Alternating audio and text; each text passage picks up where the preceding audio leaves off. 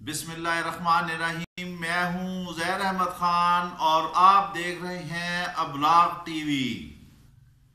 दरमियान में हम आपसे नाज़रीन थोड़े गैर हाजिर रहे, इसकी वजह से कुछ ज़ाती मसरूफियात और कुछ सेहत के मामलात थे। बहरहाल अब अल्लाह का करम है, आज हम एक इंतहाई अहम और बड़ी खबर के साथ आपके सामने हाजिर हुए हैं।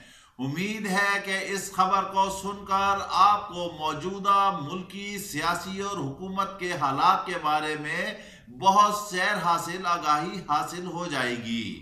यूं तो पूरी दुनिया इस वक्त कोरोना वायरस को ने उसे जकड़ लिया है। तकरीबन 200 ममालिक में ये वबा फैल चुकी है और पाकिस्तान में भी इस वबा ने पंजे गाड़ लिए हैं। दीगर ममालिक में ऐसा है कि जहां वबा आई वहां पर हुकूमतें अवाम को सहूलत पहुंचा रही हैं, सेहत के हवाले से इकदाम कर रही हैं, मगर हमारे मुल्क में क्या हो रहा है, यहाँ पर एक सियासी गेम चल रही है। इधर वबा आई और उधर चीनी आटे का स्कैंडल सामने आ गया, मगर उसमें एक पॉजिटिव बात यह है कि आज की तारीख से पहले गुज़िश्ता तवारीख का अहाता किया जाए तो पता चलता है कि आज से पहले किसी भी कमीशन की या कोई भी ऐसी रिपोर्ट अवाम के सामने नहीं लाई गई, लेकिन कप्तान ने यह कदम उठाकर एक तारीख रकम कर दी है।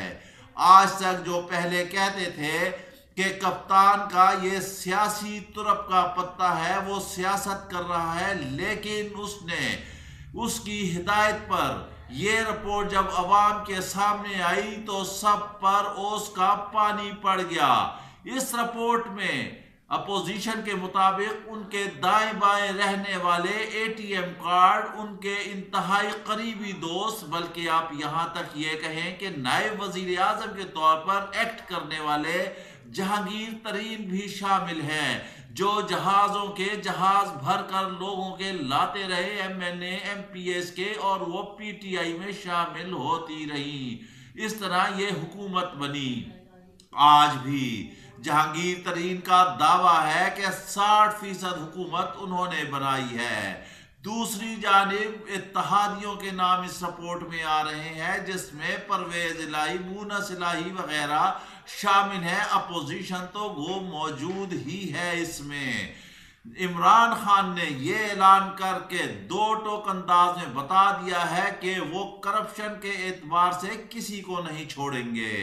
हमारी इसमें कोई दूसरी राय नहीं कि इमरान खान बजाते खुद करप्ट नहीं है और वो करप्शन के हामी नहीं है, लेकिन उनके दाएं बाएं बैठे हुए उनके साथियों पर, उनकी काबीना पर, उनके वुज़रा पर जरूर तहफ़्फ़ुज़ात मौजूद हैं कि वो करप्शन में मुलव्विस हैं, और इस रिपोर्ट ने बिल्कुल वाज़ेह कर दिया है। अब 25 अप्रैल को कप्तान ने कह दिया है कि वो इससे भी बड़ा सख्त एक्शन लेंगे, और जिसने भी अवाम का माल खाया, कौमी खजाने को नुकसान पहुंचाया, वो कतई तौर पर नहीं बच सकेगा।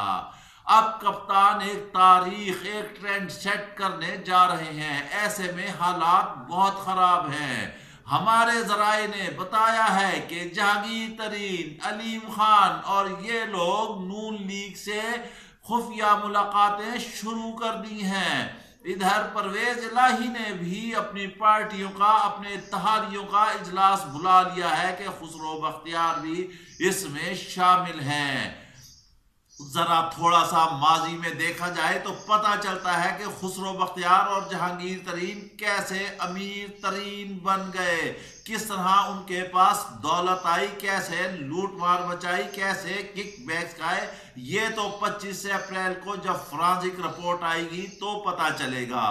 अब हम आते हैं असल खबर की तरफ कि असल खबर क्या है जो हम आज आपको देने जा रहे हैं। जी हां जनाब, कप्तान ने फैसला कर लिया है, वो आखिरी बॉल तक खेलेगा, वो पिच को नहीं छोड़ेगा और वो अपने अपोनेंट को हर सूरत बाउंसर मारकर आउट करेगा।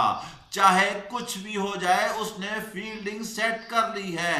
اس کو معلوم ہے کہ اپوزیشن کی جانب سے جب کوئی سٹروک لگے گا تو بال کہاں جائے گا، کس سلپ میں، کس گیلری میں کون کیچ ہوگا۔ اس نے فیلڈنگ سیٹ کر لی ہے اور ساتھ ہی اس نے بتا دیا ہے، صدر مملکت کو لکھ دیا ہے، سمری بھیج دی ہے کہ حالات خراب ہوں تو اسمبلیاں توڑ دی جائیں۔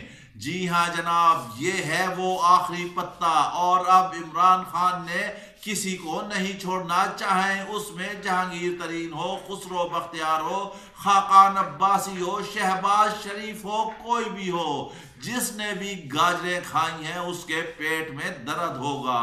آج اپوزیشن کیوں چیخ رہی ہے، مریم اورنگزیب کیوں چیخ رہی ہیں کہ اس سے بڑا جو وبا ہے کرونا وائرس کی وہ پھیلی ہوئی ہے، اس جانب توجہ دیں۔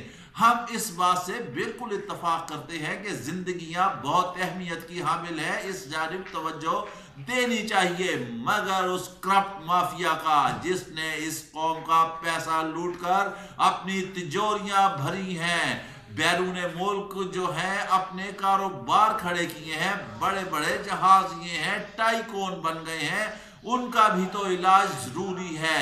وہ بھی تو اس قوم کے لیے زہر قاتل ہے، وہ موت کا ایک پیغام ہے، غریب عوام کے خزانے پر قبضہ کر کے انہیں فاقہ کشی پر مجبور کر دیا ہے۔ لیکن اب کپتان نے کہہ دیا ہے کہ وہ کسی کو نہیں چھوڑے گا، لہٰذا چاہے اسمبلیاں ٹوٹے، حکومت جائے، کچھ بھی ہو جائے، فیصلہ ہو چکا ہے۔ اب کرپشن اور کرپٹ مافیا قطعی طور پر نہیں بچے گا۔ اسی وجہ سے کپتان نے صدر کو سمری بھیج دی ہے کہ حالات خراب ہوں تو اسمبلیاں توڑ دی جائیں، اور پھر کپتان عوام کی عدالت میں جائے گا اور وہ بتائے گا کہ میں نے تو کرپٹ مافیا کے خلاف قدم اٹھایا، اور جب یہ کرپٹ مافیا اکٹھی متحد ہو گئی میرے خلاف تو پھر میں نے اسمبلیاں ڈیزالو کرنے کی سمری بھیجی، اور عوام پھر اس کو منتخب کرے گی، لہٰذا اب فرار کا کوئی راستہ نہیں ہے۔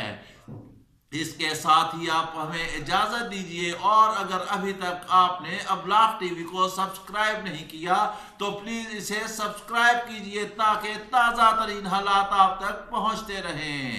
اللہ حافظ۔